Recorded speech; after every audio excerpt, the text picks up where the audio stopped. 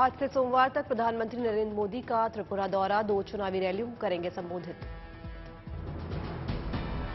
आज त्रिपुरा के गोमती और धलाई में पीएम मोदी की चुनावी रैली, जनसंबोधन के दौरान विपक्ष को घेरने की पूरी तैयारी। सोमवार को त्रिपुरा की राजधानी अगरतला में होंगे पीएम मोदी, चुनावी जनसभा को कर सकते हैं संबोधित। बीजेपी ने त्रिपुरा चुनाव में 55 सीटों पर उतारे अपने उम्मीदवार, 5 सीटें अपने सहयोगी आईपीएफटी के लिए छोड़ी। 60 सदस्य त्रिपुरा विधानसभा के लिए चुनाव की तारीख 16 फरवरी, 2 मार्च को होगी वोटों की गिनती। ग्लोबल इन्वेस्टर समिट ने यूपी के लिए निवेश में 32 लाख करोड़ जुटाए। यूपी ग्लोबल इन्वेस्टर समिट 2023 में सीएम योगी ने कहा, सभी के सहयोग से $1 ट्रिलियन का लक्ष्य हासिल किया जाना चाहिए। आज ग्लोबल इन्वेस्टर समिट में 10 से 11:15 बजे तक नीदरलैंड पार्टनर कंट्री सेशन उप मुख्यमंत्री केशव प्रसाद मौर्य भी होंगे शामिल। ग्लोबल इन्वेस्टर समिट में आज यूएई पार्टनर कंट्री सेशन होगा। एमएसएमई मंत्री राकेश सचान होंगे अतिथि। ग्लोबल इन्वेस्टर समिट में सुबह 11 बजे से दोपहर 1 बजे UP is open for business पर होगा सत्र। केंद्रीय गृह मंत्री अमित शाह होंगे इसके मुख्य अतिथि। इन्वेस्टर समिट पर अखिलेश यादव का तंज, कहा जो निवेश करने जा रहे हैं उन्हें क्या मिलेगा। अखिलेश यादव को डिप्टी सीएम केशव प्रसाद मौर्य ने दिया जवाब, कहा जो निवेशक हैं उन्होंने ज्यादा प्रस्ताव दिए हैं, इसलिए 32 लाख करोड़ के एमओयू आए हैं। छत्तीसगढ़ के रायपुर में साहू समाज के सामूहिक विवाह समारोह में शामिल हुए सीएम भूपेश बघेल, वैवाहिक जोड़े को दिया आशीर्वाद। दिल्ली के लाडूसराय में आज भी डेमोलिशन ड्राइव जारी रहेगा, बीते दिन हुआ था जबरदस्त बवाल। आज लालू प्रसाद यादव सिंगापुर से आएंगे भारत, इलाज के लिए गए थे सिंगापुर। आज तेलंगाना और कर्नाटक के दौरे पर गृह मंत्री अमित शाह हैदराबाद के नेशनल पुलिस अकेडमी के दीक्षांत समारोह परेड में हुए शामिल। छत्तीसगढ़ के बस्तर में आज जेपी नड्डा करेंगे जनसभा, 11 बजे मां दंतेश्वरी मंदिर में करेंगे पूजा। राजस्थान के सीएम अशोक गहलोत ने पढ़ा 1 साल पुराना बजट, 8 मिनट बाद सुधारी गलती, की माफी। विधानसभा चुनाव से पहले बजट में सीएम अशोक गहलोत के बड़े ऐलान, गरीब तबकों को 500 रुपए में मिलेगा सिलेंडर। राजस्थान में हर परिवार को मुफ्त अन्नपूर्णा फूड पैकेट देने का ऐलान, छात्र छात्राओं को स्कूटी देगी सरकार। उत्तराखंड में सरकार ने नकल विरोध कानून किया लागू, पेपर लीक के दोषियों को 10 करोड़ रुपए से लेकर उम्र कैद तक की दी सजा। जमीयत उलेमा ए हिंद के अध्यक्ष मौलाना महमूद मदनी का बयान, भारत जितना मोदी या भागवत का है उतना ही महमूद का भी है। मौलाना महमूद मदनी इस्लाम पर बोले, इस्लाम सबसे पुराना मजहब है, ये कोई बाहर से नहीं आया। वाराणसी में शब्द उत्सव शुरू, केरल के राज्यपाल आरिफ मोहम्मद खान कार्यक्रम में हुए शामिल। राज्यसभा से कांग्रेस सांसद रजनी पाटिल के निलंबन पर सियासी जंग तेज। महाकाल के दरबार में भक्तों का लगा तांता, शिव नवरात्रि उत्सव को लेकर उमंग में श्रद्धालु। ग्रीन बॉन्ड लाने वाला देश का पहला नगर निगम बना इंदौर, पहले दिन में ही 300 करोड़ रुपए के निवेश का प्रस्ताव। ग्राहकों से गुलजार हुआ फरीदाबाद का सूरजकुंड मेला, शिल्प कलाओं से जुड़े प्रोडक्ट की जमकर हो रही है खरीदारी। वडोदरा पुलिस का अनूठा अभियान, स्कूली छात्राओं को पुलिस ने सिखाए आत्मरक्षा के गुण। लाहौल स्पीति के राशेल गांव में हिमपात, रिजॉर्ट में ठहरे सैलानी बर्फबारी का ले रहे आनंद।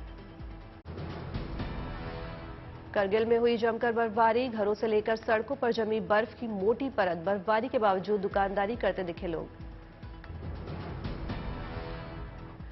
सिंघेला दर्रे में फंसे लोगों के लिए देवदूत बनकर पहुंची बीआरओ की टीम, लद्दाख पुलिस समेत 3 लोगों का किया सफल रेस्क्यू।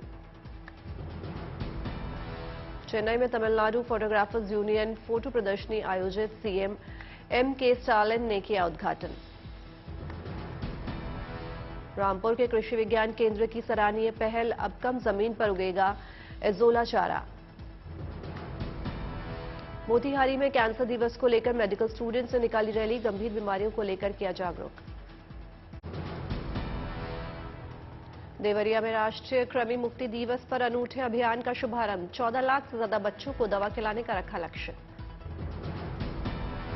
भुवनेश्वर में राष्ट्रपति द्रौपदी मुर्मू ने 1000 लोगों की क्षमता वाले हॉल का किया उद्घाटन, समारोह में शामिल हुए सीएम पटनायक। रायबरेली में दुल्हन की विदाई करने हेलीकॉप्टर से पहुंचा दूल्हा, हाईटेक विदाई को देखने के लिए उमड़े गांव के लोग। जम्मू कश्मीर के कुपवाड़ा में भारतीय सेना के जवान बने देवदूत, गर्भवती महिला की बचाई जान।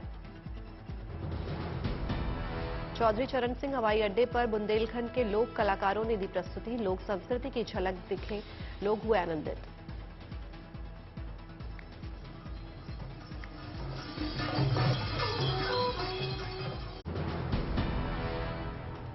देश में पहली बार मिला लिथियम का भंडार, जम्मू कश्मीर के रियासी में 59 लाख टन लिथियम का भंडार।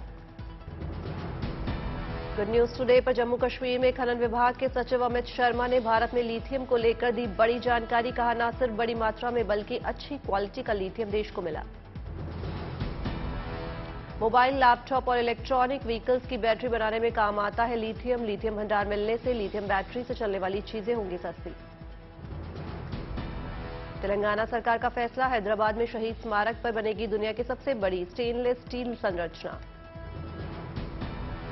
दिल्ली में नशा मुक्त भारत अभियान के तहत कार्यक्रम का आयोजन, गृह राज्य मंत्री नित्यानंद राय ने समारोह में लिया हिस्सा। नागपुर टेस्ट का दूसरे दिन का खेल खत्म होने तक भारत ने बनाए 7 विकेट पर 321 रन, टीम इंडिया को 144 रनों की महत्वपूर्ण बढ़त। अक्षर पटेल ने खेली 52 रनों की नाबाद पारी, रविंद्र जडेजा के साथ अक्षर की 81 रनों की अहम नाबाद साझेदारी। नागपुर टेस्ट में कप्तान रोहित शर्मा ने बल्ले से निकला शतक, रोहित ने 120 रनों की पारी खेलकर टीम इंडिया को मजबूत स्थिति में पहुंचाया।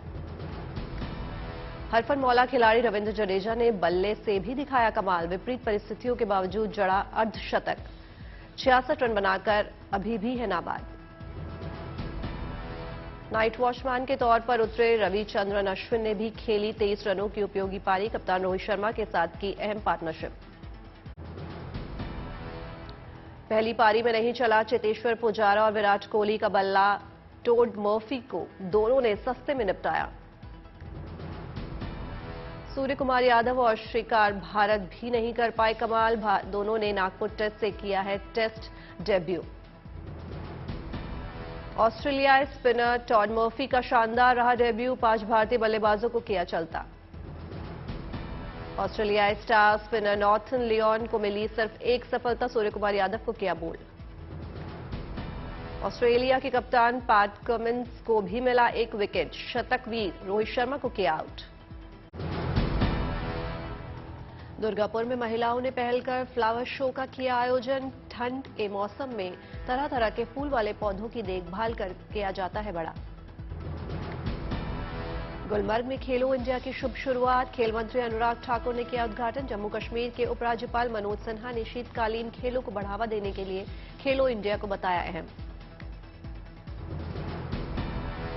कटिहार में वैलेंटाइन वीक में 7 समुंदर पार फिनलैंड से जाकर जूलिया ने प्रणव से रचाई शादी, लैला मैं लैला गाने पर थिरकती दिखाई दी विदेशी महिला।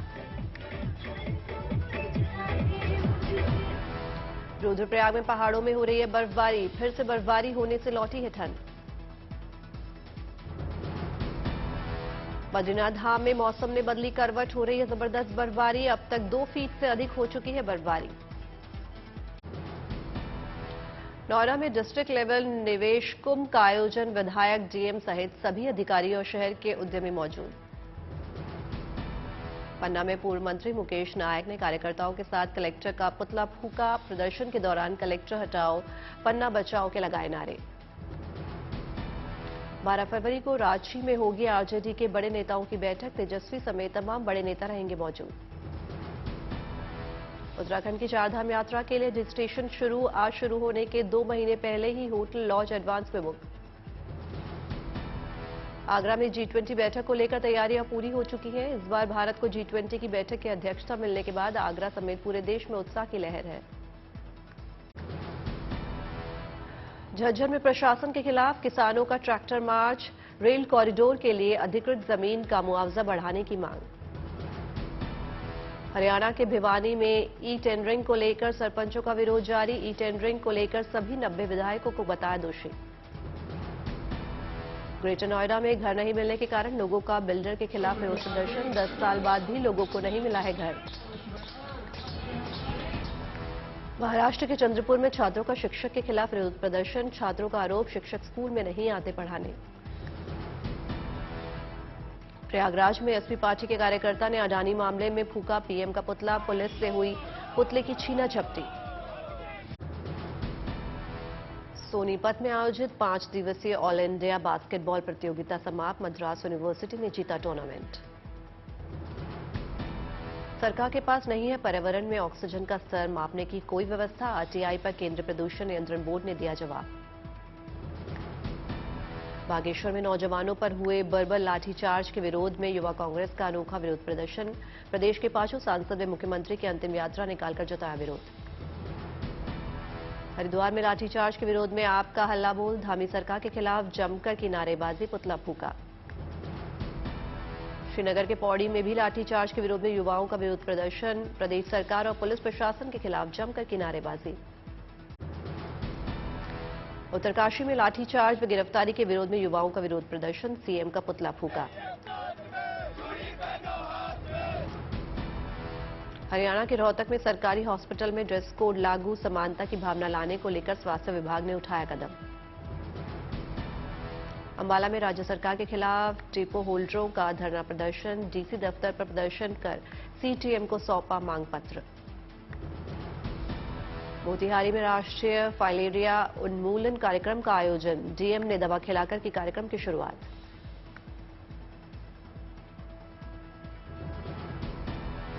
झज्जर में जूनियर कोच के साथ छेड़छाड़ मामले में लोगों का प्रदर्शन। सीएम मनोहर लाल खट्टर पर लगाए मंत्री को बचाने के आरोप।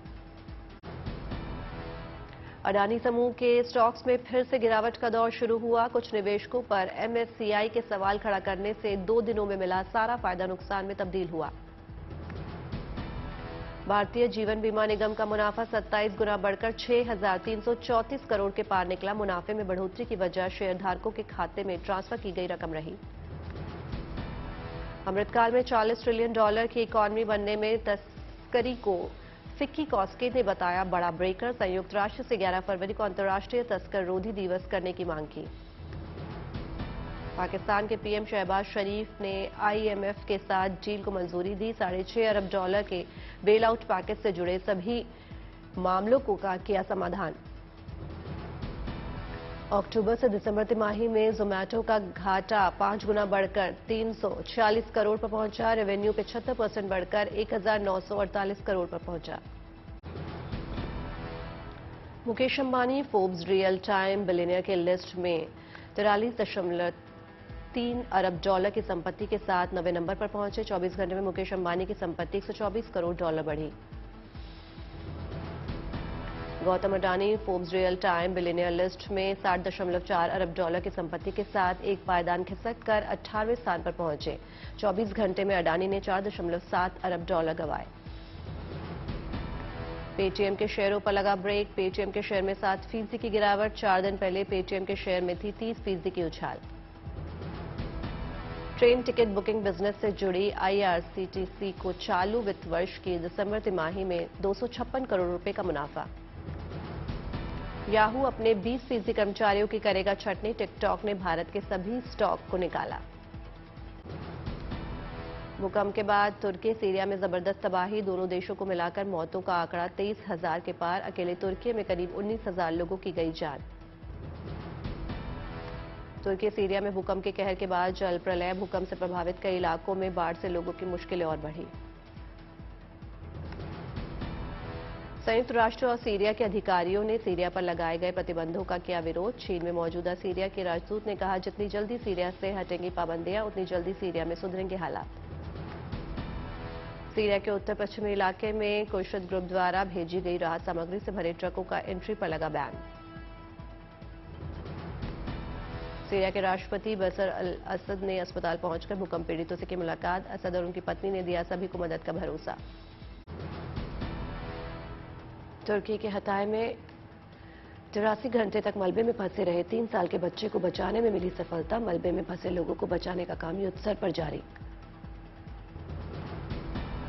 हताय में 90 घंटे तक मलबे में दबे रहने के बाद महिला ने नहीं हारी हिम्मत। 48 साल की महिला को जिंदा बचाने में मिली कामयाबी। आईएमएफ के सामने झुका पाकिस्तान। $1.1 बिलियन उधार के लिए मानी आईएमएफ के सभी शर्तें। बेकाबू महंगाई और गिरती अर्थव्यवस्था को बचाने के लिए पाकिस्तान ने खटखटाया था आईएमएफ का दरवाजा। कीव की वापसी यात्रा के बीच यूक्रेन के राष्ट्रपति जेलेंस्की पहुंचे पोलैंड। पोलिश राष्ट्रपति से मुलाकात के दौरान जेलेंस्की ने यूक्रेन के मौजूदा हालात की दी जानकारी।